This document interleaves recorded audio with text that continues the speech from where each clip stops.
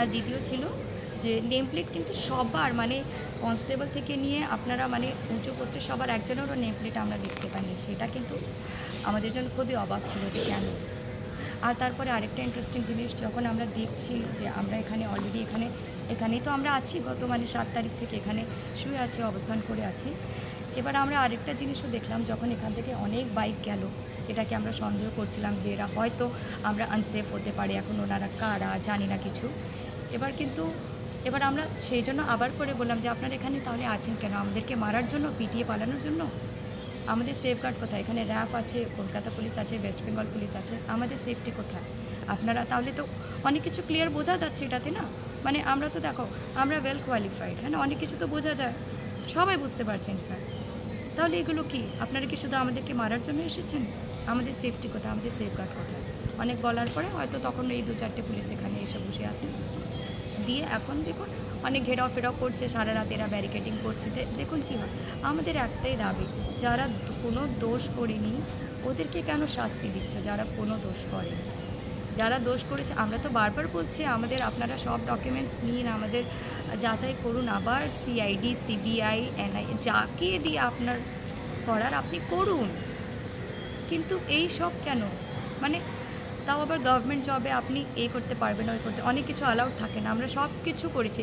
Even আপনারা জানেনও যে কতজন সেন্ট্রাল গভর্নমেন্ট জব ছেড়েছে বা অন্য অন্য সেক্টর ছেড়ে এখানে এসেছেন, যে হ্যাঁ গভর্নমেন্ট জব মানে আমরা জানি সিকিউরিটি, একটা জব সিকিউরিটি থাকে। আর ওয়েস্ট বেঙ্গলে তো একটা বলে না, একটা টিচিং প্রফেশন, একটা খুবই বেঙ্গলি কালচার, যেটা যে দিদিমণি মাস্টারমশাইদের একটা যেটা ছিল মান সম্মান, সেটা তো আর নেই, বলতে গেলে তো আর নেই।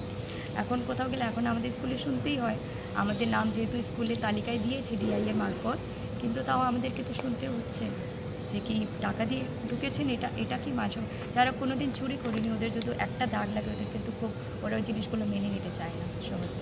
হ্যাঁ, এখন যদি আমরা চুরি করে ঢুকতাম তাহলে ঠিক আছে, চলো চুরি করেছিলাম, কিন্তু যেখানে আমরা একদম নির্দোষ, কোনো দাগ নেই, কিছু নেই, আর তার উপরে মানে আমরা দেখছি কোঅপারেশন লেভেল জিরো আমরা দেখতে পারছি। এইটাই আমাদের অথরিটি, এটাই। আমরা তো গভর্নমেন্ট এমপ্লয়, আমরা এতদিন ইলেকশন ডিউটি বলো বা যত ট্রেনিং যা বলার এত 6-7 বছর তো করেছি, আমরা তো গভর্নমেন্ট এমপ্লয়ি, আমরা তো কোনো টেররিস্ট না, সবই তো করেছি। আজকে জাস্ট বিকজ আমরা নির্দোষ বলে আমরা ওইটা নিয়ে প্রতিবাদ করছি, প্রোটেস্ট করছি বলে আপনারা এইসব করছেন। সবার আগে আমি জানতে চাই আপনাদের থ্রু যে আজকে যে যা হয়েছে, মানে ব্রুটালি যেটা বলা হয়, ব্রুটালি, এখনও একজন অক্সিজেনে আছে, একজন স্ট্রোক হয়েছে, উনি এখনও জ্ঞান ফিরেছে কিনা বলতে পারছি না এখনও। মহিলাদের উপরে অনেক কিছু, ইভেন আমারও যেমন এখানে আঘাত পেয়েছি আমি এখানে, তো এগুলো একটা মেমোরি থেকে যাবে, ঠিক আছে। কিন্তু এগুলোর উপরে হচ্ছে যে আজকে কি কোনো অর্ডার ছিল লাঠিচার্জে? কোনো অর্ডার ছিল তাহলে ওটা পাবলিকলি রিলিজ করুন, অর্ডারটা থাকলে আমরা দেখি কি অর্ডার দিয়েছে, কার আন্ডারসাইন্ড আছে ওখানে। অর্ডার ছিল মহিলাদের উপরে হাত তোলার, অর্ডার ছিল। আমরা আইন তো জানি, আইন তো সবাই কম বেশি সবাই জানি, তাই না? আমরা তো আইন জানি, এমনি তো আমরা টিচিং প্রফেশনে আছি, এমনি তো মানে হয় যায় না সব, মানে মোট কথা একই ঘুরে ফিরেছে। এত কিছু যা দেখলেন সবাই জানে, গোটা সমাজ দেখেছে যে এটা অ্যাকচুয়ালি ভুল হয়েছে।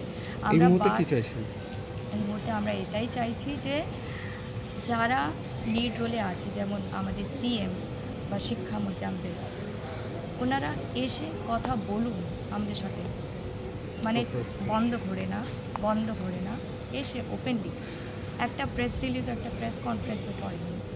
মানে আমরা কি, মানে এটা কি কোনো মানে কনস্পিরেসি কিছু? আমরা কি ভাববো, এটাকে কি বুঝবো? আমরা তো বাচ্চা নয়, আমরা তো বাচ্চা নয়, সবই তো দেখতে পারছি, বুঝতে পারছি। এটার কিছু একটা সলিউশন করুন। আমরা কীভাবে রাস্তায় পড়ে থাকবো? আমরা কি রাস্তায় পড়ে থাকার জন্য আছি? আমরা এত ওয়েল এডুকেটেড ফ্যামিলি থেকে বিলং করে আজকে রাস্তায় এখানে পড়ে থাকার জন্য? আর সবাই জানে যে আমাদের কোয়ালিফিকেশান কত আর নেতা মন্ত্রীদের কোয়ালিফিকেশান কত। তাহলে একটাই হোক, যদি আমাদের যদি যোগ্যতার পরীক্ষা দিতে, তাহলে আমি বলবো সমস্ত গভর্নমেন্টের যে যাই পোস্টে আছে সবাই কিন্তু আবার করে যোগ্যতার পরীক্ষা দিবে। এসএসসি চেয়ারম্যান থেকে নিয়ে আমাদের শিক্ষামন্ত্রী থেকে নিয়ে সবাই যোগ্যতার পরীক্ষা দিন, ঠিক আছে? তাহলে আমরাও দেবো, তাহলে আমাদেরকে প্রবলেম নেই। আপনারা আগে দিন, যোগ্যতা প্রমাণ করুন। এবার আমরা আজকে যোগ্যতা পরীক্ষা, এবার বারবার বলছে আপনারা যোগ্য থাকলে তো পরীক্ষা দিতেই পারেন। আমরা কেন দিব? আমাদের অ্যাগেনস্টে একটা এলিগেশনে আমরা সবার আগে কেন দিব, তাই না? আর আরেকবার যে রিক্রুটমেন্ট হবে, আবার যে আপনারা করবেন, তো তখন কারাপশন হবে না, এটার গ্যারেন্টি কে নেবে?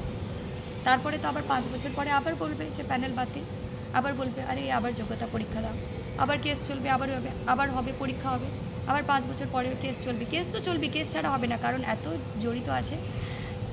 জিনিস জড়িত আছে, কেস হবেই। আপনার নাম? আমার নাম উষা কর্মকার। আপনি কোথা থেকে এসেছেন? আমার বাড়ি শিলিগুড়ি, আমার স্কুল কলকাতা। Thank you. স্কুলে আপনি